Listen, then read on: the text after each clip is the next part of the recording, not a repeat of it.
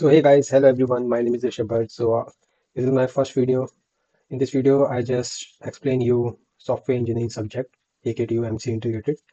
So इस subject में हम आपको बताएंगे कि ये सब्जेक्ट क्या है, इसमें क्या यूनिट्स हैं, क्या इंपॉर्टेंट टॉपिक्स हैं जो आपको एग्जाम के टाइम पे वन डे एग्जाम बिफोर आपको ये पढ़ने चाहिए। तो चलिए शुरू करते हैं। सो सॉफ्टवेयर इंजीनियरिंग AKTU का अकॉर्डिंग सिलेबस है और इसमें एग्जाम ओरिएंटेड नोट्स मैंने चैट जीपीटी के थ्रू बनाए हैं। तो इसको जनरली हम स्टार्ट करते हैं यूनिट फर्स्ट से। सो यूनिट फर्स्ट है generally introduction to software engineering. Software engineering क्या होता है? So introduction to software engineering तो पहले हम रीड करता हूँ, फिर मैं आपको साथ के साथ समझा देता हूँ। Software engineering definition and need. So English में बेसिकली क्या है? Software engineering is the application of engineering principle to design development testing and maintenance of software. Basically इसका मतलब ये है कि सॉफ्टवेयर इंजीनियरिंग एक तरह का इंजीनियरिंग एप्लीकेशन होती हैं। जनरली हम सॉफ्टवेयर क्यों बनाते हैं? कोई भी एप्लीकेशन हम बिल्ड करते हैं जिसमें हम किसी गोल के थ्रू ही एप्लीकेशंस को बिल्ड किया जाता है। अगर हमारे कुछ नीश होती है, कुछ नीड होती है, उसी के रिक्वायरमेंट को देखते हुए हम उस एप्लीकेशन और सॉफ्टवेयर को बनाते हैं। उसके लिए हम प्रॉपर प्लानिंग करते हैं, फेजेस करते हैं, रोड मैप तैयार करते हैं, रिक्वायरमेंट्स एक्वायर करते हैं, देन फिर सॉफ्टवेयर को प्रॉपर स्टेज फॉरवर्ड से प्रिपेयर करते हैं। सो इसने क्या बताया कि इसने बताया कि सॉफ्टवेयर इंजीनियरिंग एक सिस्टमेटिक अप्रोच है जिसमें इंजीनियरिंग प्रिंसिपल का यूज करके सॉफ्टवेयर को डेवलप किया जाता है। वही जब हमने प्लानिंग वगैरह बताई, टेस्ट और मेंटेन किया जाता है। फिर जो हमने चीजें डेवलप करी हैं उस चीज का टेस्ट और मेंटेन करना कि जो हमने चीजें बनाई है वो एज इट इज सही है या गलत है, वो उसमें कोई एरर तो नहीं आ रहा। एरर आ रहा है तो डिबग करिए, उसको सॉल्व करिए और इंस्टेंटली अपने सॉफ्टवेयर को अपडेट करके पुल एंड पुश कर दीजिए स्क्रीन पे आप। यही होता है सॉफ्टवेयर का। एंड इसमें नीड पूछी गई है, डेफिनेशन हमने समझाई। नीड क्या है? नीड इसमें होता है large and complex software systems. Generally large and complex software systems ही हम एप्लीकेशन बनाते हैं। Better quality and reliability. Quality better होगी, रिलायबल होगी, भरोसेमंद होगा, तभी लोग भरोसा करेंगे आपके सॉफ्टवेयर पे, कोई भी आपने एप्लीकेशन बनाई। कॉस्ट एंड टाइम कंट्रोल होता है। Cost and time control basically आपने कोई कॉस्ट इन्वेस्ट करी किसी सॉफ्टवेयर में, जितनी आपका बजट है, पहले तो आप बजट तय करेंगे कि आपका कितना बजट है। बजट आप डिसाइड करेंगे, then you have implement software resources. So आप उस सॉफ्टवेयर को रिसोर्सेज को गैदर करेंगे इम्प्लीमेंटेशन के लिए। कॉस्ट कितनी आएगी, कितने डेवलपर की टीम आपको नीड है, उसकी आपको नॉलेज होनी चाहिए। तो एक प्रॉपर एक प्लान होगा, तभी आप उस चीज को जनरेट कर पाएंगे कि कैसे वो प्रॉपर तरीके से हमारा सॉफ्टवेयर बिल्ड हो पाए। तो कॉस्ट और टाइम के मैनेजमेंट आपको पता है कि with in period of this month, मतलब 6 to 7 मंथ के बीच में आपको इस सॉफ्टवेयर को कंप्लीट करना है और डिप्लॉय करना है। तो आप एक टाइम लिमिट लेके चलेंगे कि हाँ, इस प्रॉपर प्लान से अगर मैं सॉफ्टवेयर बिल्ड करूंगा तो ये मेरा इस टाइम लिमिट के अंदर सॉफ्टवेयर बिल्ड होकर तैयार हो जाएगा। Easy maintenance. इजी मेंटेनेंस जैसे मेंटेनेंस इजी हो, जैसे आपको अपडेट करना पड़ेगा टाइम टू टाइम। जनरली क्या होता है, यूजर्स जब सॉफ्टवेयर को यूज करते हैं तो कुछ स्टार्टिंग फेज में सॉफ्टवेयर में कमियां होती हैं, क्योंकि जैसे व्हाट्सएप बना या कुछ भी है, व्हाट्सएप में आप देखते हैं कि जनरली अपडेट होते रहते हैं। जब भी आपके अपडेट आते हैं तो कुछ ना कुछ फीचर्स अपडेट होते रहते हैं, मेटा कंपनी उसको अपडेट करती रहती है। कभी आपने देखा होगा कि रील सेक्शन उसमें अभी ऐड नहीं हुआ, लेकिन इनकेस फ्यूचर में वो रील सेक्शन अगर ऐड हुआ तो मेटा कंपनी लिंक है, फेसबुक इंस्टाग्राम सब लोग एक तरह से एक दूसरे से लिंक है। तो अगर उनकी कंपनी चाहेगी, यूजर अगर एक ही प्लेटफॉर्म पे सारी चीजें एक्वायर कर सके, न्यूज जैसे कम्युनिटी वगैरह हम सॉफ्टवेयर में देख ले रहे हैं व्हाट्सएप के अंदर, तो वो फीचर उसने बहुत अच्छा ऐड किया जिसमें हमें एक ही जगह पे मल्टीपल चीजें, चैट्स भी हो जा रही हैं, न्यूज भी हम रीड कर ले रहे हैं, प्लस हम वीडियो चैटिंग वगैरह, स्ट्रीमिंग वगैरह और एक साथ कंप्यूटिंग डिवाइस कनेक्ट कर सकते हैं। तो वो फीचर्स यूजर की ही जो भी रिक्वायरमेंट थी उसको देखते हुए सॉफ्टवेयर में मेंटेनेंस अपडेट हो गए। एक टाइम पे जब चैट अपना व्हाट्सएप लॉन्च हुआ था तो उस टाइम वो सिंपल टेक्स्ट एडिटर था, एक टेक्स्ट फॉर्म में चैट बॉट था जिसमें आप सिंपल एक दूसरे से बात करते थे। बट मार्क जगरबर्ग ने सोचा कि यार इसको फेसबुक की तरह, इंस्टाग्राम की तरह इसको सारे फीचर एक साथ लिंकेज करें यूजर के रिक्वायरमेंट के अकॉर्डिंग, जो यूजर पसंद कर रहे हैं, और फिर उस चीज को वो देखते हुए अपडेशन लाते रहते हैं। तो इजी मेंटेनेंस होता है, मतलब आपका मेंटेनेंस होते रहना चाहिए। ऐसा नहीं कोई आपने सॉफ्टवेयर बनाया तो वो एक फॉर्म में ही बन के नहीं रहना चाहिए, उसको आपको अपडेट करता रहना चाहिए टाइम टू टाइम, जिससे यूजर आपके सॉफ्टवेयर से इंटरेक्ट रहे और वो आपके सॉफ्टवेयर को छोड़ के ना जाए और आपका सॉफ्टवेयर चलता रहे। सो ये हमारे नीड थे। Now we are moving on next topic which is software crisis. Crisis means आपकी सॉफ्टवेयर से क्या नुकसान, मतलब क्या सॉफ्टवेयर से आपके चीजें हो सकती हैं बनाने के टाइम, क्या आपको मुसीबत झेलनी पड़ सकती है। तो इसका मीनिंग है प्रोजेक्ट लेट होना, बजट एक्सीड होना, पूरा क्वालिटी सॉफ्टवेयर। सिंपल सी बात है, जैसे अगर प्रोजेक्ट लेट हो रहा है, टाइम के लिए आपने एक टाइम लिमिट सेट करी है कि मैं इतने टाइम पे डिप्लॉय करूंगा प्रोजेक्ट।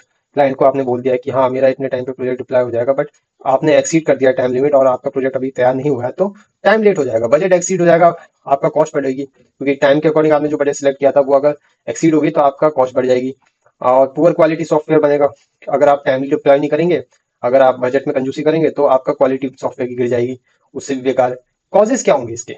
कॉजेस इसमें देखिए, पुअर प्लानिंग, अगर प्लानिंग प्रॉपर नहीं है तो सॉफ्टवेयर में आपको दिक्कतें झेलनी पड़ सकती है, आपका एक proper road map structure follow नहीं होगा, no proper requirement analysis, proper requirement नहीं होगा, जैसे आपने अगर प्रॉपर प्लान नहीं करा, देखे नहीं, रिसोर्सेज नहीं देखे, समझे नहीं कि क्या हमें सॉफ्टवेयर को बनाने के लिए रिसोर्सेज चाहिए, अगर वो आपने प्रॉपर प्लान प्री प्लान करके नहीं रखे तो then you have faces the crisis of software developing face. And increasing software size and complexity, size increase होगा, कॉम्प्लेक्सिटी होगी, मीन्स आप अगर टाइम लगाएंगे इंक्रीज होगा साइज में, डिबगिंग टाइम में, स्टोरेज, आपका डेटाबेस ज्यादा यूज होगा सिस्टम का डेवलपिंग फेजेस के, और टीम का भी आपका एक्सपेंस बढ़ेगा, आपको टीम को जो खर्चा देना है, आपकी जो टीम है उनकी जो सैलरीज है उन सबको भी आपको मेंटेन करना पड़ेगा, तो ये क्राइसिस होते हैं। तो timely is very important, time के अकॉर्डिंग अगर आप कोई चीज करेंगे तो वो इफेक्ट रहेगा, बजट फ्रेंडली रहेगा और वो क्राइसिस में नहीं आएगा।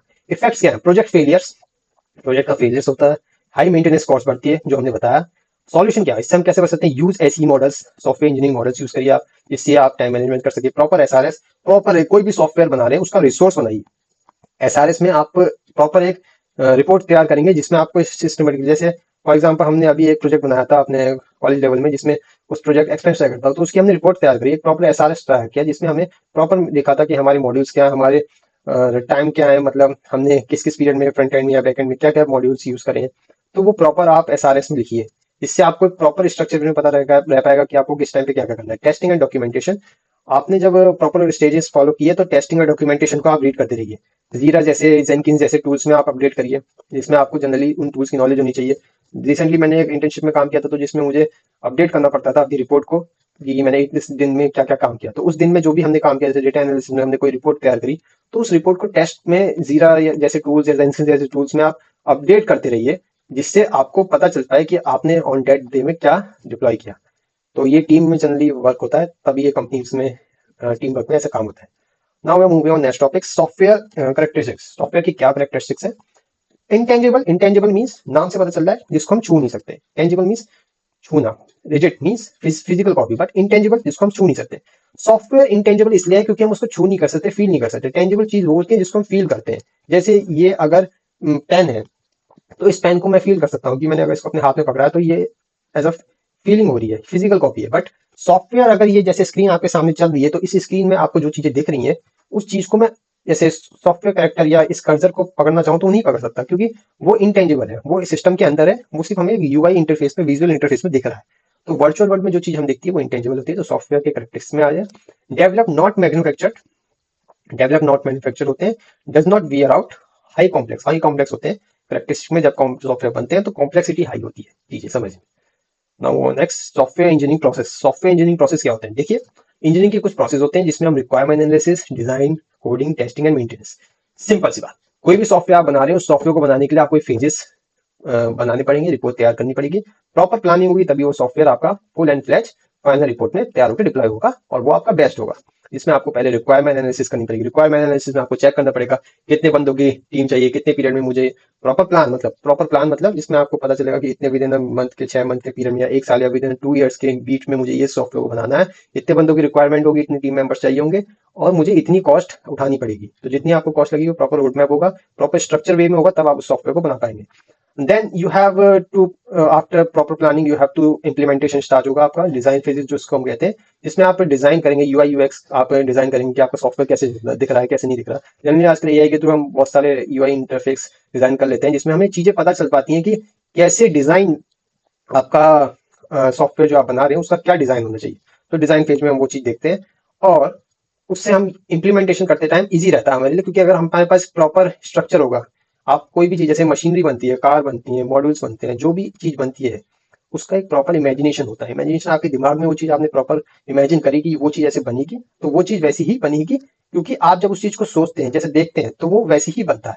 तो वही चीज डिजाइन फेज में होगा, आप देखेंगे कि वो क्या बनाना चाह रहे हैं, तो उसी टाइप से आप उसकी कोडिंग करेंगे, प्रोग्रामिंग करेंगे और वो लैंग्वेज मॉडल्स यूज करेंगे जो आपने एनालिसिस में रखी थी। Then you have, after designing के बाद आपने डिजाइनिंग करा, इमेजिनेशन करा, आपको पता है वो कैसे बनेगा। जैसे कोई भी कार का आपका एआई फीचर है, आजकल ऑटो जनरेशन फीचर है, जनरली हाइब्रिड मोड में जो हमारी इलेक्ट्रिक व्हीकल्स हैं जिसमें ऑटोमेटिक फीचर आ गया ड्राइविंग का, वो फीचर कैसे इंप्लीमेंट होता है वो इसी फेज में होता है। वो डिजाइनिंग करते हैं पहले कि कैसा हमारा यूआई इंटरफेस होगा, जिससे जो क्लाइंट है, यूजर है, जब उसको ड्राइव करेगा तो उसको, जैसे अगर वो सो रहा है तो सोते वक्त उसको फील ना हो कि गाड़ी कहीं इस सिचुएशन में कोई एरर तो अकरेंस नहीं होगा, मीन्स गाड़ी ऑटोमेटिक चल रही कि नहीं चल रही। तो वो चीज है जो टेस्टिंग में आ जाती है कि वो प्रैक्टिकली इंप्लीमेंटेशन के बाद पहले उसकी टेस्टिंग होती है कि ऑटोमेटिक ड्राइविंग पॉसिबल है कि नहीं। तो वो एक इंप्लीमेंटेशन है, उसने डिजाइन फेज में सोचा, तब उस चीज को वेमो जैसी यूएस बेस्ड में ज्यादातर जनरली आजकल वेमो जैसी टैक्सी सर्विसेज चालू होती है बहुत 2-3 साल से, जहाँ पे ऑटो सेल्फ ड्राइविंग कार है, वहाँ पे कोई ड्राइवर नहीं होते। वहाँ पे आप मोबाइल में जैसे ओला उबर इनको ऐप के जरिए, वेमो का ऐप होता है, उसको आप इंस्टॉल करिए अपने फोन में और आप उसको ऑर्डर करिए, मीन्स बुक करिए अपनी कैब को, और फिर देन यू आप अपने डेस्टिनेशन पे सेफली उस ड्राइवरलेस कार से पहुंच सकते हैं। और उसका फीचर एक्सप्लोर करने के लिए आपको बहुत सारी चीजें यूट्यूब में वीडियोस मिल जाएंगी, जिसमें आपको दिख जाएगा कि कैसे वो सेल्फलेस ड्राइविंग कार पॉसिबल है। तो वो स्टार्टिंग फेज में कुछ ड्रॉबैक्स थे उसमें, लेकिन बाद में वो चीज पॉसिबल हुई। तो विदाउट वेस्टिंग ऑफ टाइम हम इस सब थ्योरी के बारे में बाद में बात करेंगे, अभी हम जो पढ़ रहे हैं उसमें ध्यान देते हैं। तो डिजाइन फेज यही होता है। फिर कोडिंग, कोडिंग फेज में आपने जो चीजें सोची, जो चीज डिजाइन करी है, स्ट्रक्चर है, उसका कोडिंग प्रॉपर देखना। नाउ कोडिंग में प्रॉपर लैंग्वेजेस, जैसे अगर आप जावा में बिल्ड कर रहे हैं तो जावा की लाइब्रेरीज यूज करेंगे आप जावा की स्प्रिंग बूट, आप जावा का जो भी एपीआईज वगैरह जो भी आपकी लगानी है वो यूज करेंगे। अगर आप पाइथन में यूज करें तो पाइथन की libraries mostly pre build libraries होती हैं, जिसमें आपकी टेंसर फ्लो, मशीन लर्निंग का प्रोजेक्ट है तो टेंसर फ्लो जैसी लाइब्रेरीज, और आपके जो भी नमपाई पांडास वगैरह डेटा सेट को उठाने के लिए जो भी लाइब्रेरीज यूज होती है वो सब आप उसमें यूज करेंगे। HTML CSS तो फ्रंट एंड का बेसिक पार्ट है, वो तो डिजाइनिंग पार्ट में आ जाता है, लेकिन कोडिंग लैंग्वेज में कवर हो जाएगा, वो आपको यूज करना पड़ेगा टीम वाइज। टेस्टिंग में आप आते हैं, टेस्टिंग में क्या होता है, सॉफ्टवेयर टेस्टर जनरली क्या करते हैं, ये टॉपिक वैसे यूनिट 4 में है, बट अभी हम इसको आपको थ्योरली बेसिक समझा देते हैं कि टेस्टिंग में कुछ नहीं होता यार। टेस्टिंग में आपने जो जो चीजें इंप्लीमेंटेशन करी है कोडिंग फेज में, वो चीज प्रॉपर वर्क कर रही है कि नहीं कर रही, वो चेक करेगा। प्रॉपर क्लाइंट को डिलीवर करने से पहले डेवलपर टीम को टेस्ट करती है, टेस्टर टीम चेक करती है कि वो जो चीज आपने बिल्ड करी है वो चीज वर्क कर रही है कि नहीं कर रही। तो वो टेस्टिंग फेज में आ गया। मेंटेनेंस, मेंटेनेंस क्या होता है, आफ्टर डिप्लॉइंग के बाद आपको मेंटेनेंस करनी पड़ती है। आपने फाइनल डिप्लॉयमेंट कर दिया तो मेंटेनेंस जरूरत है, अप टू डेट करना पड़ेगा सॉफ्टवेयर को। अब अप टू डेट नहीं करेंगे तो यूजर एक ही इंटरफेस को देखता हुआ बोर हो जाएगा, फिर वो दूसरे सॉफ्टवेयर में लाइक करेगा। अगर आप यूजर को, अपने कस्टमर को अपने साथ बांध के रखना चाहते हैं तो आपको मेंटेनेंस करनी पड़ेगी, सॉफ्टवेयर को प्रॉपर वे में चलाते रहना पड़ेगा। तो अब हम आगे आते हैं फर्स्ट पॉइंट में, software engineering versus conventional engineering. Software engineering और कन्वेंशनल इंजीनियरिंग क्या होता है, देखिए इसमें डिफरेंस सिंपल सिंपल लिखा है। इंटेंजिबल प्रोडक्ट होते हैं सॉफ्टवेयर इंजीनियरिंग, जिसको हम छू नहीं सकते, और कन्वेंशनल इंजीनियरिंग टेंजिबल प्रोडक्ट। अब कन्वेंशनल इंटेंजिबल प्रोडक्ट लिख दिया तो मान नाम से समझ लो, वैसे मुझे पता नहीं बट मैं आपको बता सकता हूँ ये क्या मतलब है। इसका मतलब है जिसको हम छू सकते हैं। जैसे जो कन्वेंशनल इंजीनियरिंग के दो पार्ट होते हैं, एक तो सॉफ्टवेयर इंजीनियरिंग होता है, एक होता है आपका मैकेनिकल इंजीनियरिंग। तो मैकेनिकल इंजीनियरिंग ब्रांच के बंदे क्या करते हैं, कार बिल्ड करते हैं, मशीन बिल्ड करते हैं, रोबोट्स बिल्ड करते हैं। तो वो फिजिकल फॉर्म में बिल्ड करते हैं जो वर्किंग हैंड से आपको दिख रहे हैं। जैसे एआई के जितने भी आपने, अगर रॉबर्ट मूवी देखी हो, या फिर आपने, मैं कह सकूं कौन सी आपकी एक मूवी थी जिसमें जो भी थी उसमें रॉबर्ट था, उसका क्या काम था वो, टर्मिनेटर मूवी, हाँ मुझे याद आ गया। टर्मिनेटर मूवी में क्या था, वो रोबोट होते थे, वो फिजिकल फॉर्म में थे, मशीन के फॉर्म में थे। वो उनके हार्डवेयर फिजिकल टेंजिबल थे, लेकिन उनके अंदर जो प्रोसेसिंग हो रही थी वो सॉफ्टवेयर फॉर्म में हो रही थी। तो दोनों प्रोसेस का मिक्सचर्स हो सकता है एक रोबोट को बिल्ड करने में। तो ये रोबोटिक्स में, एआई रोबोटिक्स में आ जाता है, मशीन लर्निंग के पार्ट है, जिसमें दोनों चीज एक साथ कंबाइन होती है, फिजिकल कॉपी भी और इंटेंजिबल कॉपी भी। इंटेंजिबल कॉपी उसके दिमाग के अंदर, और फिजिकल कॉपी जो आपको दिख रही है, जिसको आप फील कर रहे हैं, जैसे रॉबर्ट्स। और इन केस फ्यूचर में हो सकता है कि टर्मिनेटर मूवी जैसी मूवीज रियल बेसिस में वर्क भी करे, क्योंकि एआई का रिवॉल्यूशन बहुत तेज चल रहा है। तो हो सकता है इन केस आर्टिफिशियल इंटेलिजेंस अगर बूम करेगी तो ऐसी चीजें आपको देखने को भी मिल सकती है रियल लाइफ में। तो नाउ दूसरा पॉइंट है नो मैन्युफैक्चरिंग। इसमें कोई मैन्युफैक्चरिंग नहीं होती, उसमें मैन्युफैक्चरिंग रिक्वायर्ड होती है, क्योंकि आपको चीजें हैंड टू हैंड बनानी पड़ती हैं। इजी टू मॉडिफाई होता है, सॉफ्टवेयर को आप इजी मॉडिफाई कर सकते हैं। अपडेट करना है, पुल फैच करना है, गेट पुश करना है, पुल करना है, आपको अपडेट करनी है, क्योंकि वो क्लाउड बेसिस पे आप अपडेट कर देंगे। एक बार सीआईसीडी पाइपलाइन आप समझ गए तो आप सॉफ्टवेयर को इजीली अपडेट कर दे पाएंगे। जो भी आपने इमेज बनाई है उस इमेज को आप इजीली डिप्लॉय कर देंगे सिस्टम पे, क्योंकि आप ये जनरली आप क्या सोचते हैं कि आपने जो सिस्टम बना दिया, जो सॉफ्टवेयर बना दिया, आफ्टर डिप्लॉयमेंट के बाद जैसे व्हाट्सएप बनाया तो व्हाट्सएप में जो भी चेंजेस आ रहे हैं तो कंपनी क्या बार बार कोड को लिखती है या बोलती है, ऐसा नहीं होता। सीआईसीडी पाइपलाइन में टीम क्या करती है, एक बार जो भी अपडेट है वहां पे उनके डेटाबेस में सर्वर से वो कनेक्ट होता है। सर्वर से जब वो कनेक्ट होता है, जो जो भी उनने अपने मेन हब हेडक्वार्टर में जो भी उनने सिस्टम में चेंज किया, वो आपके यूजली सब डिवाइसेस में, जितने भी क्लाइंट सॉफ्टवेयर को यूज करें, सबके डिवाइस में अपडेट आ जाएगा एक साथ ही। जो भी जैसे यूट्यूब का आपने बीच में देखा होगा कि मार्किंग लाइन जो थी वो पिंकिश टाइप की होने लग गई थी, तो वो धीरे धीरे अपडेट कर लेते। अगर वो रैंडमली पूरा पिंक कर देते तो लोगों को इंटरेक्शन करने में अजीब सा लगता है। तो यूट्यूब ने इसको ऐसे करा कि धीरे धीरे लोगों का रिव्यू लेने लग गए कि लोग उसको समझने नहीं समझ रहे, लेकिन मैंने समझा था उसको कि वो पिंकिश हो रही थी, लोगो चेंज हो रहा था। तो धीरे धीरे करके उसने अपडेट किया। पहले लोगों के रिव्यू सेक्शन देखे सोशल मीडिया में कि लोग क्या कह रहे हैं कि वो चीज सही है कि गलत है, लेकिन लोगों को अच्छा लगा तो उसने फिर धीरे धीरे करके उसको अपडेट किया। तो वो मॉडिफिकेशन CI/CD पाइपलाइन की थ्रू होती है, इजी टू मॉडिफाई होता है सॉफ्टवेयर में। बट कन्वेंशनल इंजीनियरिंग जो होते हैं वो मॉडिफिकेशन कॉस्टली पड़ती है। आपने एक कार बनाई, कार बनी रोबोट फॉर्म में, फिजिकल फॉर्म में, टेंजिबल फॉर्म में बनी है, तो उस कार को आप इजीली अपडेट नहीं कर पाएंगे। मतलब आप कह दें, कोई क्लाइंट आपने कार में मोटर्स के अंदर आपने कह दिया कि यार मेरे को विंडशील्ड ऐसे नहीं चाहिए, या फिर आपका जो बम्पर का एरिया है वो डिजाइनदार चाहिए मुझे, कार का बोनट जो होता है। पर ऐसा थोड़ी है कि वो इमीडिएटली आप अपडेट करेंगे और एक साथ हो जाएगा, नहीं। उसके लिए आपको चीजें, वो फिजिकल कॉपी को फिजिकल इंजीनियर्स के थ्रू उस चीज को अपडेट करना पड़ेगा। तो वो चीज मॉडिफिकेशन उसमें कॉस्टली होती है, उसमें टाइम भी टेकन ज्यादा होता है। आगे डिफरेंस हो गया। इसके बाद हम देखते हैं सॉफ्टवेयर क्वालिटी एट्रीब्यूट्स क्या होते हैं।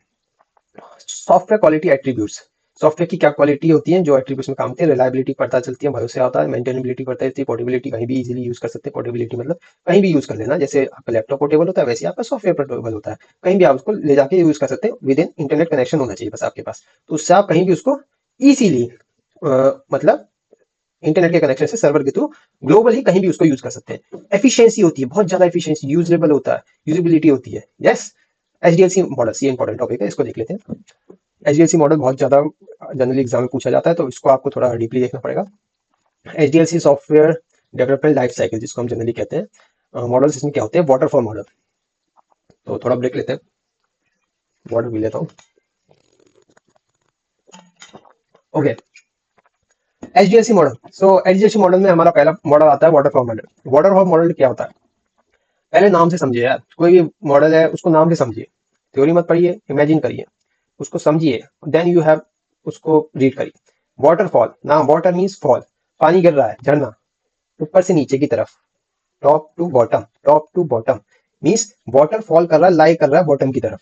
तो वाटरफॉल मॉडल में क्या होता है, टॉप हायरार्की जो होती है, टॉप लेवल की जो ब्रांच होती है, मैनेजर्स होते हैं, वो नीचे लेवल के जो एम्प्लॉयर्स होते हैं, नीचे लेवल के जितने भी डिपार्टमेंट्स होते हैं, टेस्टर टीम्स, जो भी फेजिंग टीम्स होती है, डिप्लॉयमेंट टीम्स होती है, आपकी डेवलपमेंट टीम होती है, उनको कंट्रोल करती है टॉप टू बॉटम।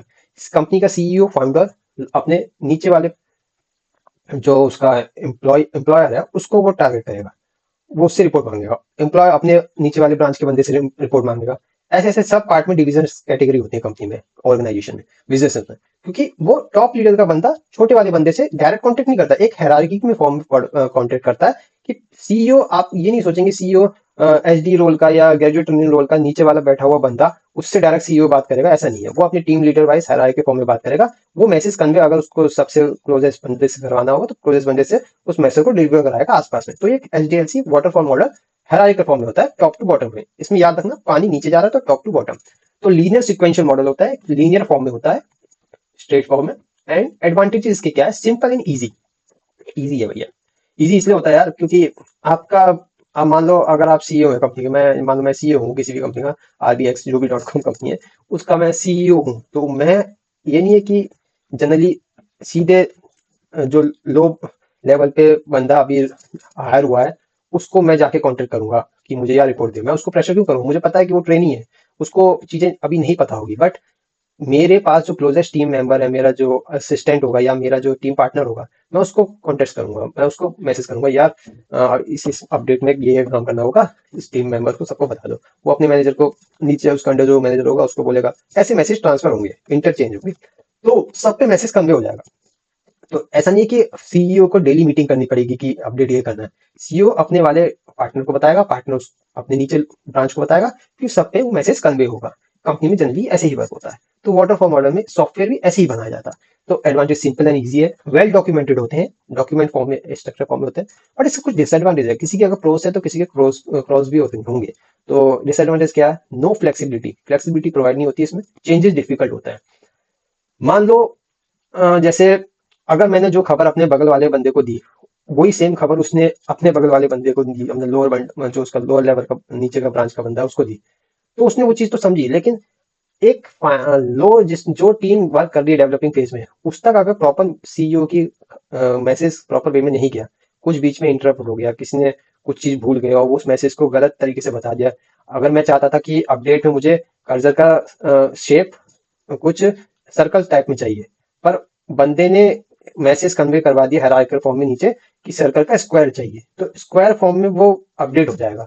तो सीईओ कहेगा मैंने तो मैसेज कन्वे करवाया था कि मुझे सर्कल में चाहिए डिजाइन, बट वो तो स्क्वायर में बना देगा ना, क्योंकि उसमें मैसेज जो पहुंचा अपने सीनियर लेवल का वो उसको फॉलो कर रहा है। तो इसमें थोड़ा बहुत चेंजेस डिफिकल्ट हो जाते हैं, फ्लेक्सिबिलिटी नहीं हो जाती। तो यूज केस इसके स्मॉल होते हैं एंड स्टेबल प्रोजेक्ट के लिए यूज किए जाते हैं। प्रोटोटाइप मॉडल्स क्या होते हैं, इसको देखते हैं। अर्ली वर्किंग मॉडल होते हैं shows to customer.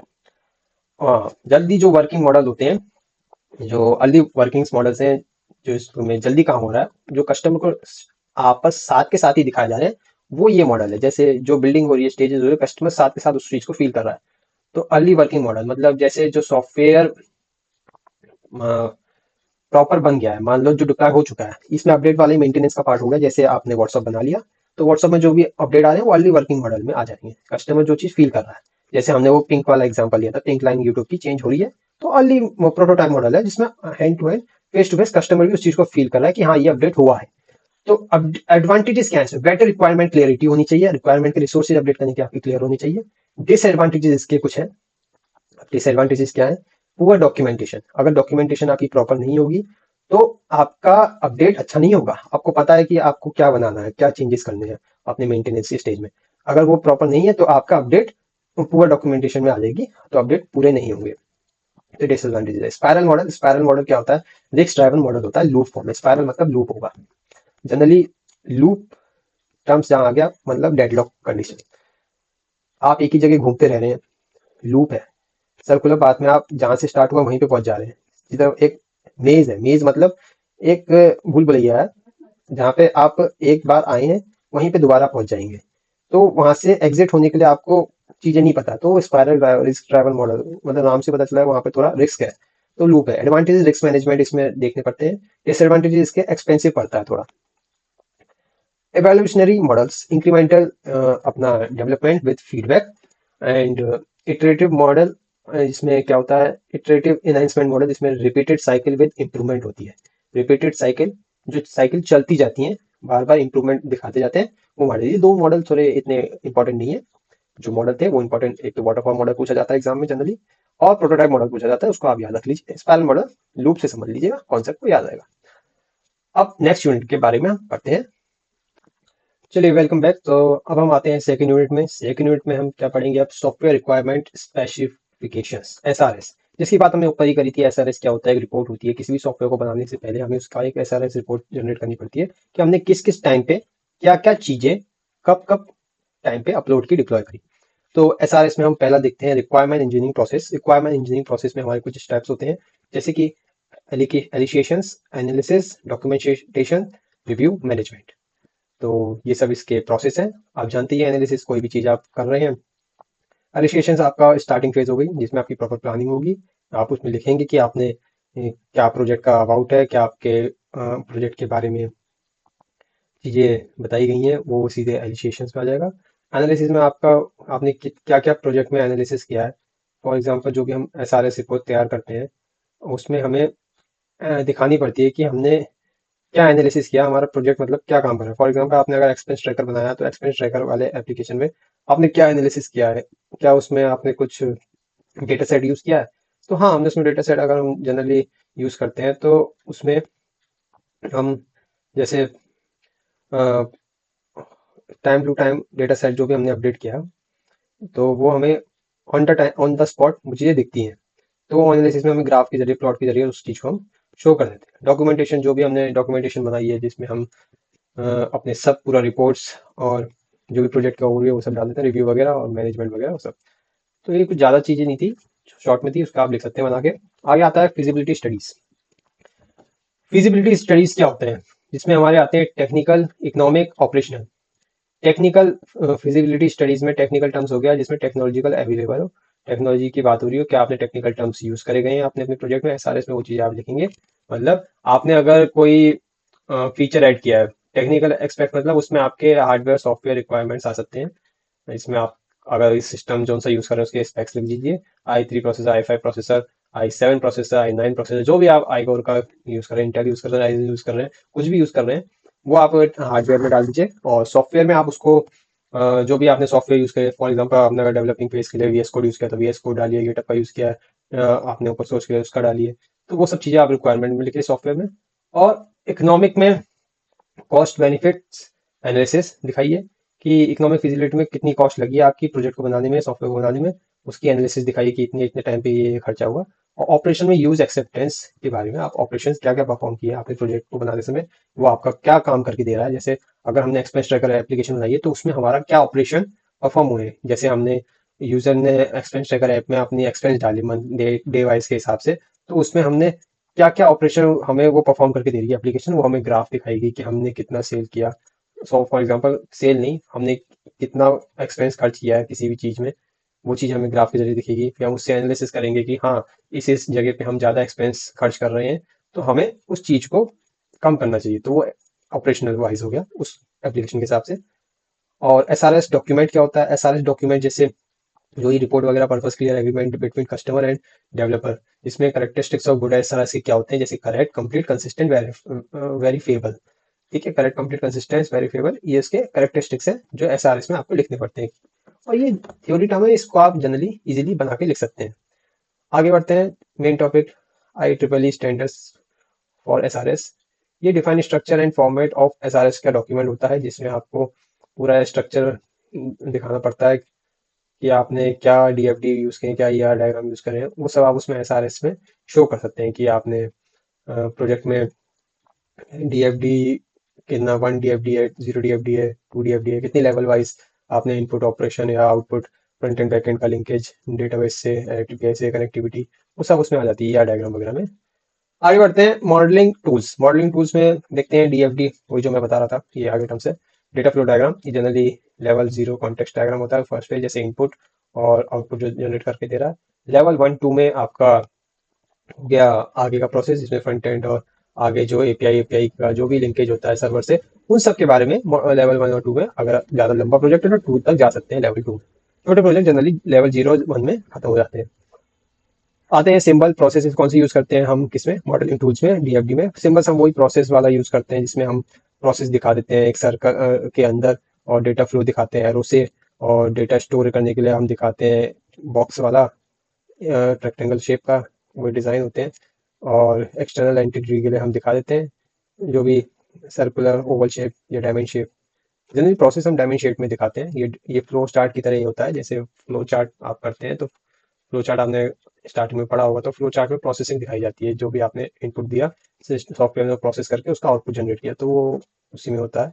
ARD, AR diagram जो होता है हमारा, एंटिटी एट्रीब्यूट रिलेशनशिप्स। तो एंटिटी रिलेशनशिप डायग्राम होता है जनरली है, इसमें हम एंटिटी दिखाते हैं और एट्रीब्यूट्स कौन से हमने यूज करे हैं अपने प्रोजेक्ट में, और रिलेशनशिप्स मतलब आपने क्या रिलेशनशिप्स रखी हैं डेटाबेस से। या जनरली ईआर टर्म आप अगर समझ रहे हैं तो ईआर टर्म को रिलेट करिए डेटाबेस से, क्योंकि ये जनरली सर्वर के बारे में ही बात करी गई है कि आपने जो भी डेटा सर्वर से लिया है। फॉर एग्जांपल अगर आप सीएसवी फाइल अपडेट कर रहे हैं अपने प्रोजेक्ट में, तो वो सर्वर पे या आपके सिस्टम की डिस्क पे जहाँ पे भी सेव है वो फाइल, वो रिलेशनशिप कैसे बना रही है, तो वो उसका डॉट सीएसवी करके उसका एक्सटेंशन वगैरह, वो कोडिंग प्रोसेस है, बट हाँ उसमें वो चीज़ें आपको पता होनी चाहिए, जैसे स्टार फ्लो स्कीमा और आपका स्नोफ्लेक्स स्कीमा, ये सब एसक्यूएल के डेटाबेस की क्वेरी वगैरह होती हैं, तो वो उसमें ईआर डायग्राम ईआरपी में स्टोर किया जाता है, डेटाबेस से रिलेशनशिप दिखाई जाती है। इस वाली यूनिट में ज्यादा कुछ था नहीं, सिर्फ डॉक्यूमेंटेशन से बारे में था कि डॉक्यूमेंटेशन कैसे बनानी होती है, रिपोर्ट जो जनरली इजीली बन जाती है। पहले आपको प्रोजेक्ट का प्रोसेस पता होगा तभी आप रिपोर्ट बना लेंगे इजीली। थर्ड यूनिट में आते हैं सॉफ्टवेयर डिजाइन। डिजाइन कैसे होता है सॉफ्टवेयर का। तो basic concept abstraction, modularity, refinement, ये इसके बेसिक कॉन्सेप्ट है। कोई भी डिजाइन बना रहे हो आपको उसकी रूट्स पता होनी चाहिए, एब्स्ट्रैक्ट करना चाहिए, मॉड्यूलरिटी, रिफाइनमेंट, उसका पूरा प्रोसेस रिफाइनरी होना चाहिए, मीन्स से छन के आना चाहिए आपको। जो भी चीज मिल रही है वो चीज एक प्योर फॉर्म में मिले, उसमें कुछ ऐसा ना हो कि आपने जो सोचा है, इमेजिन किया, वो चीज उभर के नहीं आ रही सॉफ्टवेयर में, तो वो रिफाइनमेंट करके इसमें पूरा आना चाहिए। वो डिजाइन प्रोसेस वेरी इंपॉर्टेंट होता है, क्योंकि अगर डिजाइन ही इम्प्लीमेंटेशन स्टेज में से पहले आपका डिजाइन अगर अच्छा नहीं हुआ प्रोजेक्ट का, आपका यूआई अच्छा नहीं हुआ, तो फिर कोड भी अच्छा नहीं लिख पाएंगे आप, क्योंकि कोड आप उसी डिजाइन को देख के लिखेंगे, और अगर वो डिजाइन को देख के आपने कोड बना दिया तो बाद में फिर मेंटेन करना टफ होता है, क्योंकि चेंजेस इतनी जल्दी नहीं होते हैं। तो इसीलिए डिजाइन अगर फर्स्ट स्टेज में आप अच्छा डिजाइन दे देंगे तो वो आपको आगे बेटर अपॉर्चुनिटी देगा इम्प्लीमेंटेशन फेज में, आपके अपना जो भी कोडिंग फेज होता है उसमें। ठीक है। तो architecture versus low level design क्या होता है? आर्किटेक्चर मतलब एक प्रॉपर रोड मैप है, आपने आर्किटेक्ट फॉलो करके किया। जैसे आपने ब्लूप्रिंट तैयार करते हैं, कोई भी आप बिल्डिंग तैयार करते हैं, सिविल इंजीनियर्स जनरली क्या करते हैं, बिल्डिंग्स तैयार करते हैं, तो उसमें एक आर्किटेक्ट तैयार करते हैं, पहले ब्लूप्रिंट लगाते हैं, तब जाके बिल्डिंग खड़ी होती है। कि मेजरमेंट होता है, एनालिसिस होता है कि किस किस जगह पे क्या क्या हमें कितना हमें ब्रिक्स की जरूरत पड़ेगी, कितना हमें सीमेंट की जरूरत पड़ेगा। तो वो एक बिल्डिंग को प्रिपेयर करने का आर्किटेक्ट डिजाइन होता है। तो आर्किटेक्ट इंजीनियर क्या काम करता है, सिविल इंजीनियर वो यही सब चीजें एनालिसिस करता है, कितना बजट आएगा, फिर वो जाके कॉन्ट्रैक्टर को बताता है कि आप यार इतना इतना बजट है, इस फॉर्म से हम आपका जो भी बिल्डिंग है उसको प्रिपेयर करेंगे। वो हाई लेवल स्ट्रक्चर में काम हो गया, वही सेम सॉफ्टवेयर में भी हो। लो लेवल में जैसे डिटेल मॉडल लॉजिक के फॉर्म में होता है। लो लेवल डिजाइन मतलब शॉर्ट में जो छोटे मोटे प्रोजेक्ट्स होते हैं वो डिटेल मॉड्यूल लॉजिक्स के फॉर्म में ही डिजाइन किए जाते हैं। Design structure chart shows module hierarchy and data flow. ये मॉड्यूल शो करते हैं हायरार्की में फॉर्म में, एंड डेटा फ्लो। हायरार्की वही कि टॉप से बॉटम लेवल में, जो हमने वाटरफॉल मॉडल में भी पढ़ा था कि ऊपर से नीचे में हम कैसे लेवल बाय लेवल वर्क करते हैं, फ्लो करते हैं, डेटा फ्लो करते हैं, अपने मैसेज को ट्रांसफर करते हैं। Coupling and collision. कपलिंग मतलब आपस में इंटरडिपेंडेंसी बिटवीन मॉड्यूल्स।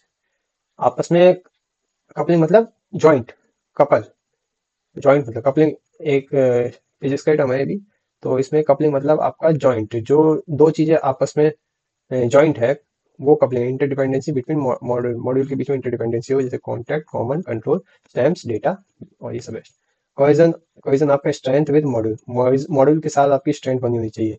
जो आपने मॉड्यूल यूज करे हैं उसके साथ आपका जो भी नॉलेज है वो अच्छी होनी चाहिए, कि आपको कौन से मॉड्यूल यूज करने हैं। अगर आप फेमिलियर ही नहीं होंगे उस मॉड्यूल के लिए, जैसे आपने अगर पाइथन का से आप प्रोजेक्ट बना रहे हैं, पाइथन के बारे में आपको लाइब्रेरीज के बारे में जो आपको यूज करनी है उसके बारे में फेमिलियर नहीं होंगे, तो वो मॉड्यूल्स आपके स्ट्रेंथेबल नहीं होंगे। तो कोइजन फेस में आपको स्ट्रेंथेबल विद इन मॉड्यूल में रहना चाहिए।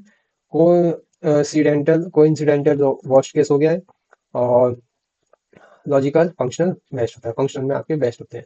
वर्स्ट केस कोइंसिडेंटल में कभी कभी कोइंसिडेंशनल स्ट्रेंथ मजबूत नहीं बन पाती है। आप जानते नहीं है, फेमिलियर नहीं है मॉड्यूल से और यूज कर रहे हैं, तो कभी कभार वो चीजें खराब हो जाती है समझाने में। तो आगे देखते हैं डिफरेंस। इसमें जनरली आ जाता है low coupling plus high coupling good design होता है।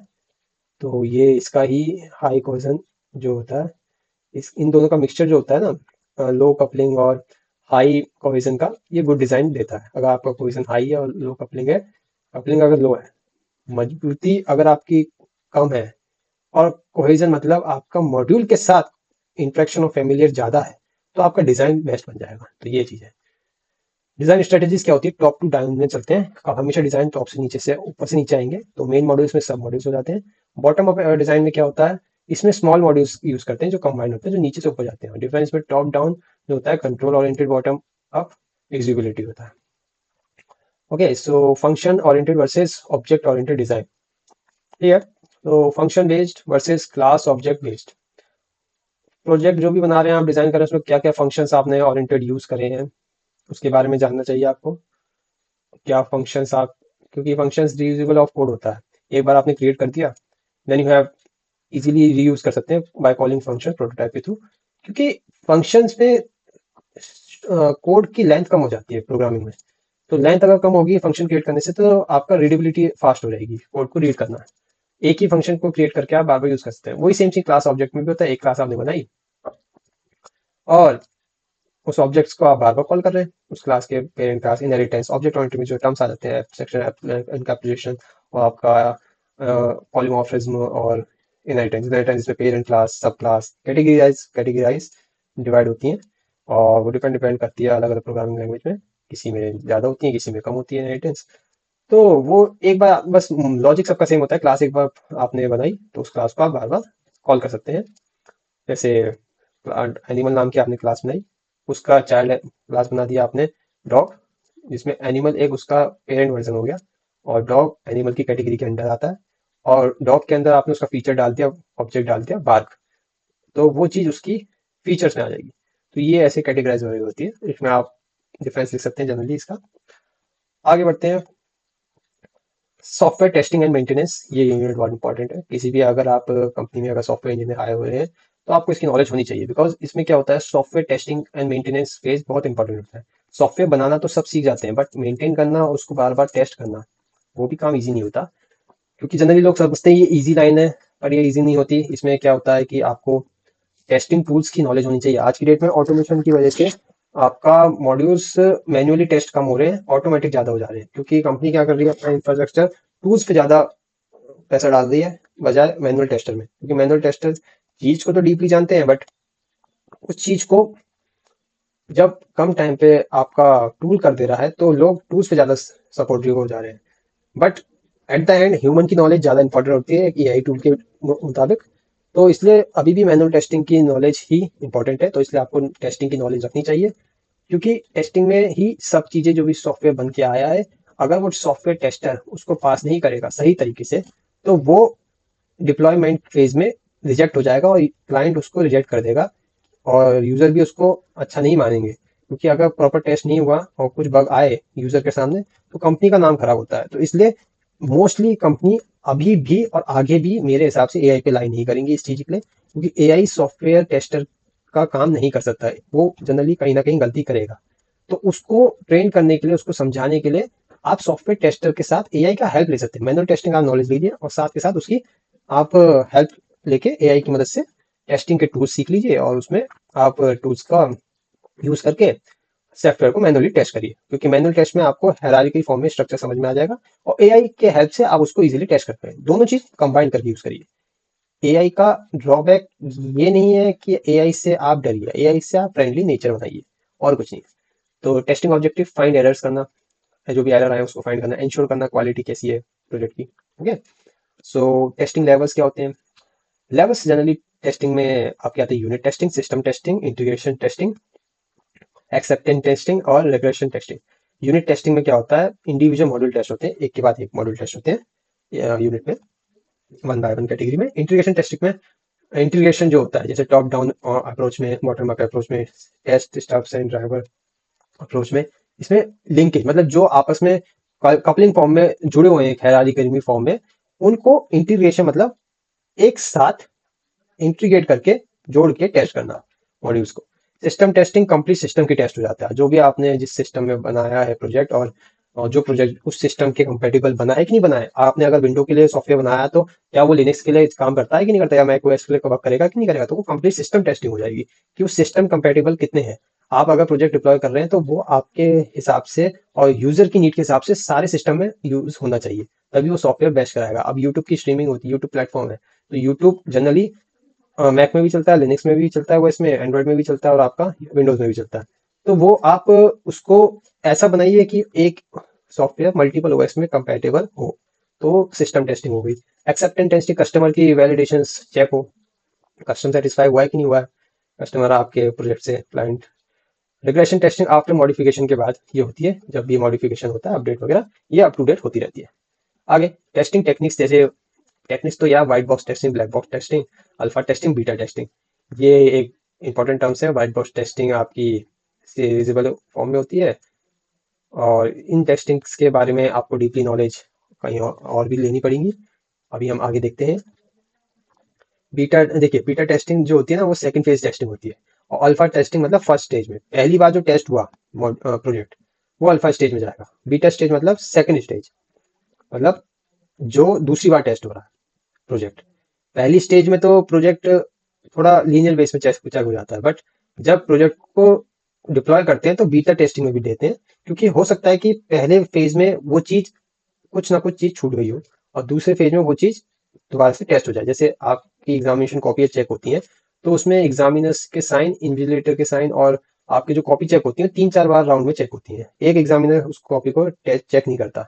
3 साइन होते होंगे, आपने जनरली देखा होगा बोर्ड्स में भी या आपके यूनिवर्सिटी एग्जाम में भी, वो 3-4 बार कॉपियां चेक होती हैं, क्योंकि उसमें यही टेस्टिंग होती है कि पहले वाले टीचर ने कहीं गलत तो चेक नहीं कर दी कॉपी, तो उसका कुछ गलती अगर रह गई हो तो वो दूसरा टीचर ओवरव्यू करके चेक कर लेगा, जिससे चीजें सही टेस्ट हो जाए और सही चेक हो जाए। तो वो अल्फा बीटा चेक्स में आ जाती हैं।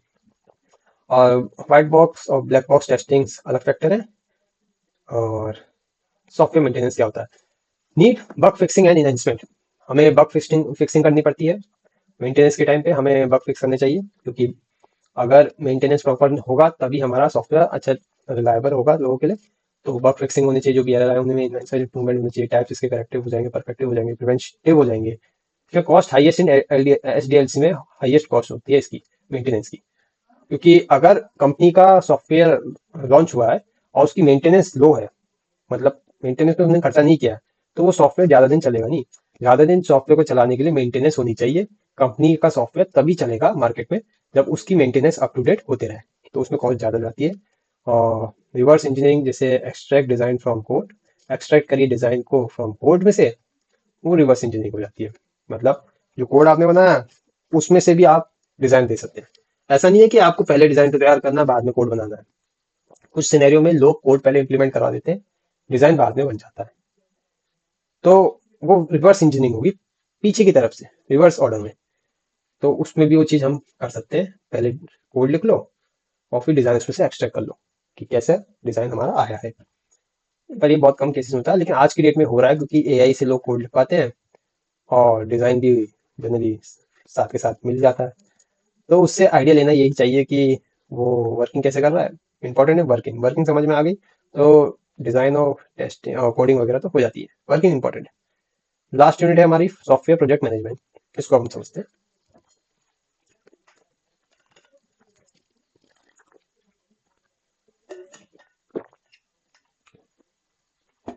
ठीक है, software project management, software configuration management, SCM जिसको हम कहते हैं।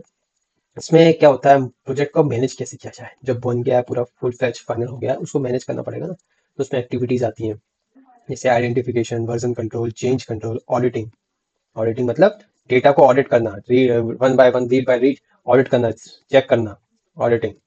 ओके, सो सेकंड है सॉफ्टवेयर वर्जन कंट्रोल। कंट्रोल कैसा है आपका सॉफ्टवेयर का वर्जन का, मैनेज करना मल्टीपल वर्जन ऑफ सॉफ्टवेयर। बिल्कुल सही बात है, मल्टीपल वर्जन ऑफ सॉफ्टवेयर जो भी हैं आपके मार्केट में, उनको मैनेजेस करना। अब आपने आज सॉफ्टवेयर जो लॉन्च किया है, अब ऐसा तो नहीं कि वो अपडेट के बाद सेम वही वर्जन का रहेगा, नहीं। वीएस कोड आता है, अपडेट होने के बाद वर्जन चेंज हो जाता है। पाइथन आती, पाइथन की प्रोग्रामिंग लैंग्वेज, आप उस पाइथन को जब इंस्टॉल करते हैं अपने सिस्टम में तो आपको उसका वर्जन हर बार अपडेट दिखते होंगे। अपडेट वो इसलिए आते हैं क्योंकि उसमें भी, प्रोग्रामिंग में भी कुछ अपडेशन आते हैं। तो आप उसको अपडेट करते हैं एक कमांड दे के, और आपका पाइथन भी अपडेट हो जाता है सीएमडी में से, आप कर लेते हैं इजीली।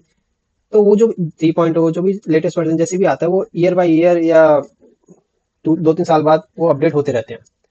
तो ये वर्जन कंट्रोल है, कोई भी सॉफ्टवेयर में अपडेट आएगा तो उसका वर्जन भी होगा। जैसे हम जो सॉफ्टवेयर यूज कर रहे हैं उसका, जैसे चैट जीपीटी है तो चैट जीपीटी का भी कुछ ना कुछ वर्जन होगा। जैसे अभी हम इसमें देखते हैं कि इसका वर्जन यहाँ पे नहीं दिखेगा, आई थिंक। यहाँ नहीं, चलिए कोई नहीं, इसमें भी लेकिन इसका एक वर्जन होगा। अभी ये प्रो वर्जन नहीं है, यहाँ गो वर्जन है। मैंने अपग्रेड प्रो वर्जन नहीं ले रखा, तो ये गो अभी फ्री वर्जन में चल रहा है, बट इसका मैं सब्सक्रिप्शन ले लूंगा तो ये प्रीमियम वर्जन में चल जाएगा। तो इसके भी वर्जन हैं। तो जो प्रीमियम होते हैं वो वर्जन और ज्यादा इफेक्टिव दे सकते हैं, और जो फ्री वर्जन है उसमें आपका फ्रीली यूज हो सकता है कम मेमोरी में। ओके, सो केस टूल्स क्या होते हैं, एडवांटेजेस आपके, जैसे प्रोडक्टिविटी, क्वालिटी इंप्रूवमेंट। प्रोडक्टिविटी होनी चाहिए हाई, क्वालिटी इंप्रूवमेंट होनी चाहिए अच्छे से, ठीक है। Estimation modules, models, estimation models क्या होते हैं तो इसमें कोकोमो मॉडल आता है जिसमें बेसिक होता है एफर्ट, इसमें एक फॉर्मूला होता है ए के लॉग, और ये आपकी वैल्यू है बी, और इसमें इंटरमीडिएट में क्या आता है, कॉस्ट ड्राइवन इंक्लूड, और आउटपुट में आते हैं आपके एफर्ट, कॉस्ट और स्केड्यूल। ओके, तो ये आपके एस्टिमेशन मॉडल होते हैं, जो भी आपके मॉडल्स होते हैं। जैसे वाटरफॉल मॉडल था, वैसे ये कोकोमो मॉडल है। कॉस्ट और के लिए आपका मॉडल बनाए गए हैं। जो भी आपका सॉफ्टवेयर को इम्प्लीमेंटेशन में कॉस्ट आई है, वो कितनी कॉस्ट आई है, ये मैनेजमेंट वाली यूनिट है ना। मैनेजमेंट में आप डेटा और कॉस्ट को मैनेज करेंगे कि आपने जितना प्रोजेक्ट में कॉस्ट इन्वेस्ट किया है उसका बजट बनाना, ऑडिट करना, कितना डेटा लगाया, कितना खर्चा आया। तो उसके लिए हम कोकोमो मॉडल को फॉलो करते हैं, जहाँ पे इस फॉर्मूले के बेस पे हमारा कॉस्ट निकलती है, और हमें चीजें यूनिट वाइज यूनिट आउटपुट में दिखती है कि कितना एफर्ट लगा, कितनी कॉस्ट आई, कितना स्केड्यूल फॉलो हुआ, टाइमली।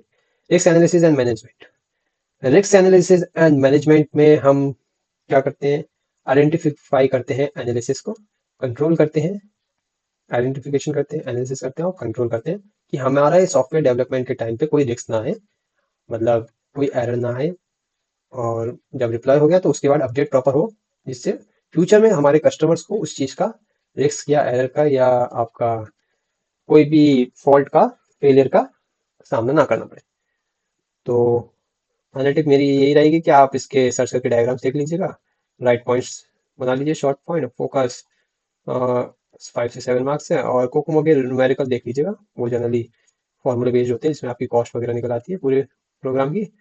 और यही था मेरे सब नोट्स में।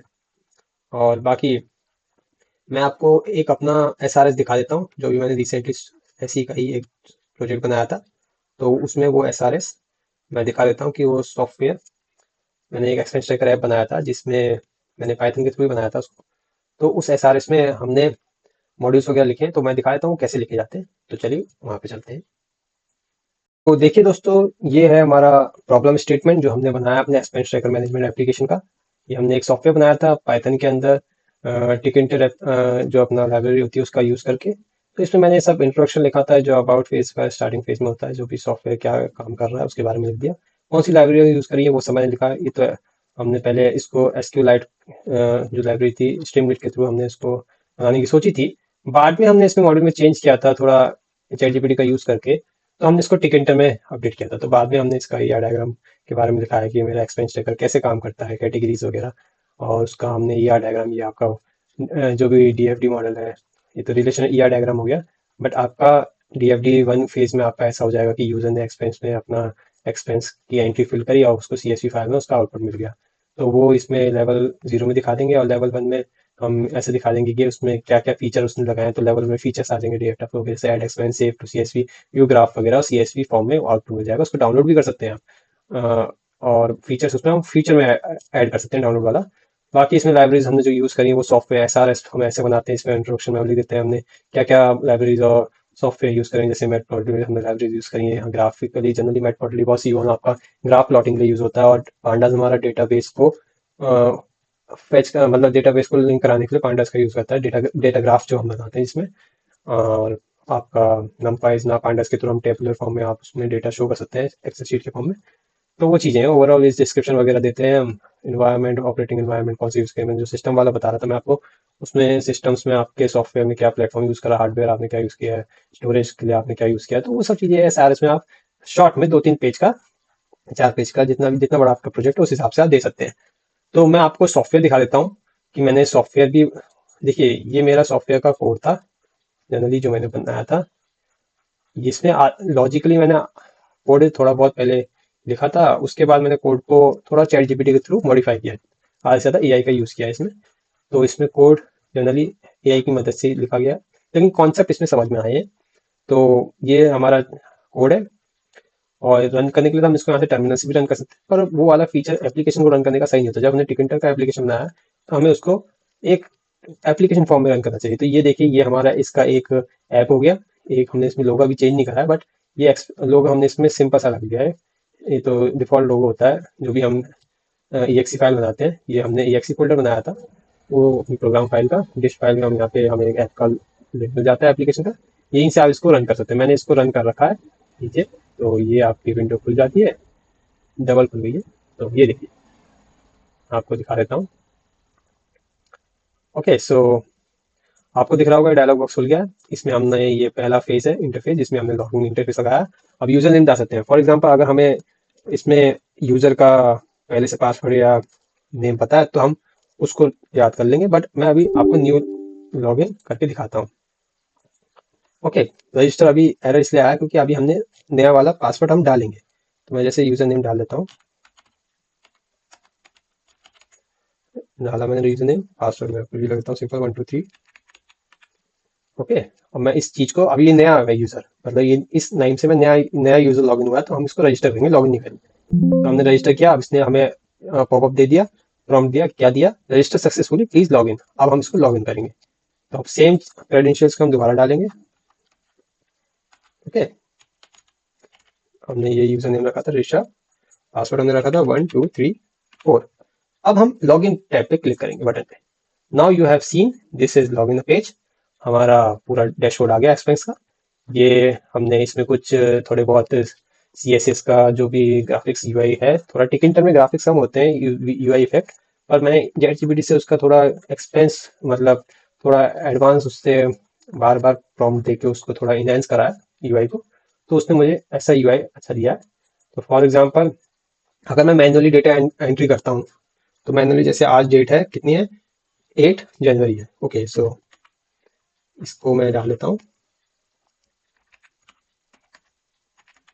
एंट्री में, डेट डाल दी। कैटेगरी सिलेक्ट करता हूँ पहले, मुझे किसका एक्सपेंस ऐड करना है। चलो मैं डाल देता हूँ फूड, फूड का डाल देता हूँ। चलो एक्सपेंस, खाने में मैंने आज क्या खर्चा किया, अमाउंट मैंने मान लो पेटीज खाई जनरली, जो 30 रुपीज़ की आ जाती है। अमाउंट मैंने डाल दिया। डिस्क्रिप्शन मैंने, चलो पेटीज नहीं डालता हूँ, मैं डाल देता हूँ आपके 30 रुपीज़ में समोसा डालते हैं जनरली।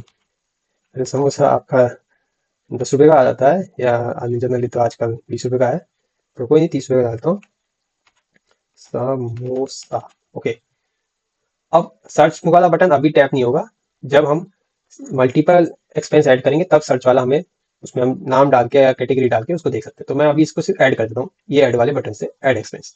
देखिए अब ये मेरी date wise, category wise, amount wise samosa add हो गया, 30 रुपये का अमाउंट हमने दे दिया, और ये मेरा एक्सपेंस हमारे जो भी ये हमारा पेज है डैशबोर्ड का, इसमें दिख गया हमें। अब आपको दिख रहा होगा ये जो बॉक्स दिख रहा है, ये बॉक्स किससे आया है, मैं इसको बता दूं आपको। ये जो एक्सेल शीट के फॉर्म में कॉलम और रो के फॉर्म में बॉक्स बन के आ रहा है, ये हमारा कोड में यहाँ पे पांडास लाइब्रेरी के थ्रू आया है। इंपोर्ट पांडास हमने किया है, और पांडास का काम क्या होता है हमने जनरली देखा गया है, मॉड्यूल है ये पांडास। तो इसमें पांडास का काम होता है डेटा ग्राफ करना, मतलब डेटा को शो करना स्क्रीन पे। तो पीडी डॉट करके मैंने यहाँ पे लिखा होगा कहीं, आपको कोड में दिखा देता हूँ।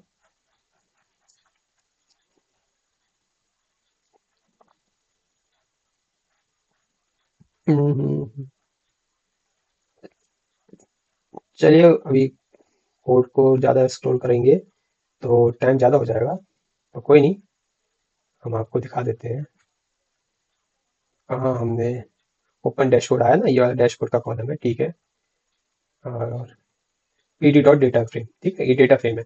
पीडी डॉट करके हमने पांडा एजाइल मॉड्यूल देखा, पूरा स्पेलिंग तो हम लिखेंगे नहीं, तो हमने ऊपर क्या कर दिया जनाब, यहाँ पे ऊपर हमने इंपोर्ट पांडास एज पीडी, ये एजाइल मेथड होता है, ये एसक्यूएल में भी सेम होता है। इसमें क्या होता है, आपने पांडास को शॉर्ट फॉर्म में पीडी लिख दिया, मतलब आपको बार बार पांडास लिखने की जरूरत नहीं है, बड़ी स्पेलिंग लिखने की जरूरत नहीं है। पीडी से आप कॉल करेंगे, डॉट ऑपरेशन लगा के उसको आप कोड में लिख देंगे, ठीक है, जैसे यहाँ पे, ठीक है। या एक तो स्क्रॉलिंग में चीजें हो जाती है, ठीक है। तो ये चीज हमें दिख गई, हमने डेटा फ्रेम में डाला, कॉलम डाला, डेट, कैटेगरी, अमाउंट, डिस्क्रिप्शन, वो चीज हमें दिख रही है यहाँ पे। तो ये पांडास के थ्रू आया है हमारा, ठीक है। तो हमने कोड में देख लिया। अब हम आपको दिखाता हूँ कि आपको अगर कोई पुरानी सीएसवी फाइल लोड करनी है इसी डैशबोर्ड पे, तो वो कैसे दिखेगी। तो यहाँ लोड का बटन मैंने ऐड करा है, तो लोड वाले बटन पे आप क्लिक करिए। एक्सपेंस देखिए, पहले से एक शीट बना रखी है मैंने, पुराना एक्सपेंस है, इसको आप ऐड कर देंगे तो इसमें वो सारे एक्सपेंस एक साथ ऐड हो जाएंगे। अब ये सीएसवी फाइल जो थी एक्सेल की, ये अपने आप ऐड हो गए सारे एक्सपेंस। ये मैंने पुरानी एंट्री करी थी, अब देखिए इसमें आज की एंट्री डिलीट हो गई, ये जो हमने अभी किया। अब चाहे तो हम ये वाली एंट्री दोबारा इसके नीचे ऐड कर सकते हैं, देखिए। अब ये जो एंट्री हमने उसी पुराने एक्सपेंस के नीचे ऐड कर दी, ये तो 11/10/25 की एंट्री थी, हमने जो एंट्री अभी करी है वो उसके नीचे ऐड कर दी, दोबारा नहीं। जिसमें डेट फॉर्मेट थोड़ा अलग लिख दिया, और हम अपने मैनुअली कैसे भी लिख सकते हैं, बट ये पुरानी एंट्री उसी में ऐड हो गई। तो आप देख सकते हैं कि ये सारी एंट्री ऐड हो रही है, तो ये हमें डैशबोर्ड में दिख रही है। ये कोड में किसकी मदद से हो रही है, ये आपका जो भी डेटा आप लोड करवा रहे हैं सीएसवी का, आपके मॉड्यूल्स के थ्रू करा रहे हैं, इसके लिए हमने कौन सा पैकेज यूज करा है, इसके लिए हमने यूज करा है आपका, देखिए टिकिंटर की कुछ लाइब्रेरीज होती हैं, कुछ आपके पहले प्री बिल्ड लाइब्रेरीज होती हैं, जिनको आपको इंसर्ट कराने के लिए इंपोर्ट करने पड़ते हैं। लोड सीएसवी के लिए आपने यहाँ पे अपना जो फाइल टाइप्स है उसमें सीएसवी दे रखा है, ये सीएसवी फाइल को रीड करेगा। सिर्फ CSV file generally excel file जैसी होती है, वही होती है। और एक्सपेंस पीडी डॉट रीड उसने कर दिया, रीड सीएसवी को रिफ्रेश कर देगा, तो आपको लोड हो जाएगी, ठीक है। अब इस पूरे हमें एक्सपेंस को अगर विजुअलाइजेशन फॉर्म में देखना है, ग्राफिकल फॉर्म में देखना है, तो अब हम इसको ग्राफ वाले बटन पर क्लिक करेंगे, और now you see whole graph expense. तो ये आपको एक्सपेंस दिख गया, कैटेगरी दिख गई। एंटरटेनमेंट में आपने थोड़ा खर्चा कम करा है, नहीं सबसे खर्चा कम आपने ट्रांसपोर्ट में करा है, उसका ग्राफ नीचे है। बट आपने सबसे ज्यादा खर्चा अदर कैटेगरी में करा है, अदर कैटेगरी में ज़्यादा आपने चीज़ें डाली होंगी तो वो ग्राफ ज़्यादा बड़ा दिखा रहा है। फिर आ रहा है यूटिलिटीज़ में आपका, और उसके बाद एंटरटेनमेंट एंड फूड में। ठीक है, तो इसको तो बंद करते हैं। तो ग्राफ है, विजुअलाइजेशन आपने बाहर ग्राफ दे रखा है हमने, तो इसमें शो कर दिया।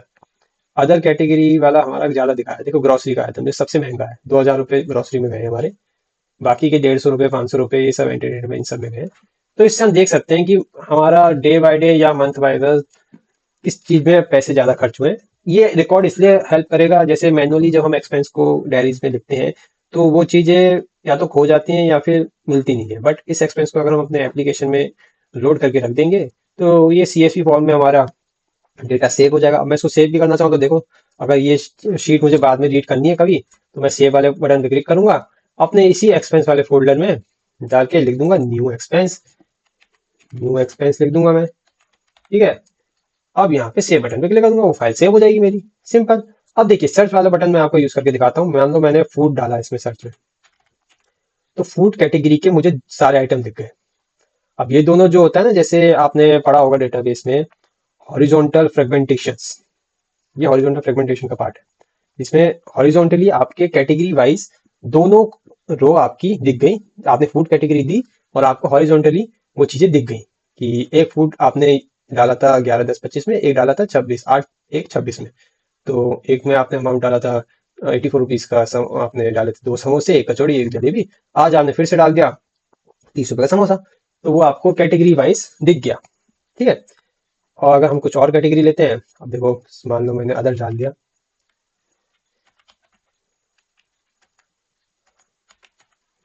देखो स्पेलिंग कैवल केसेस वगैरह नहीं है इसमें, कैसे भी दे सकते हैं। कैप्स लॉक लगा के तो कैपिटल में दे दो या फिर स्मॉल में दे दो, उसमें कुछ नहीं है। तो अदर्स में आ गए हमारे ग्रोसरीज, तो ऐसे करके हम इसमें डाल सकते हैं। ठीक है ना, तो यही था हमारी इस पूरी एक्सपेंस वाली शीट में। और एक डिलीट बटन भी दिखा देता हूँ। अगर मुझे 8 वाली जो एक्सपेंस मैंने ऐड करी थी इसको डिलीट करनी है, तो मैं इसको डिलीट वाले बटन पर क्लिक करूंगा। या मल्टीपल इसमें शायद हो नहीं रही, हाँ मल्टीपल नहीं है इसमें भी फीचर, वो हम आगे फ्यूचर में ऐड कर सकते हैं। तो हमें एक एक करके डिलीट करनी पड़ेगी। तो यही था हमारा इस वाले डैशबोर्ड पे काम। तो यही हमारा एप्लीकेशन था। यहाँ से क्लोज कर देंगे तो एप्लीकेशन बंद हो जाएगी। ये पूरा कोड है प्रोजेक्ट का, इसको हमने यूज करा है। और जो अभी हमने एक्सपेंस सेव करा था वो ऐसा आपको दिख जाता है। ये तो पासवर्ड वगैरह है, और आपके जो भी है ये फाइल थी। ठीक है, सो गाइस आज की वीडियो में बस इतना ही। अगर आपको हमारी इस वीडियो से कुछ सीखने को मिला हो तो हमारी इस वीडियो को लाइक करें और हमारे चैनल को सब्सक्राइब करें। मैं ऐसी और भी नॉलेज से रिलेटेड वीडियो डालता रहूँगा। तब तक के लिए गुड बाय, टेक केयर।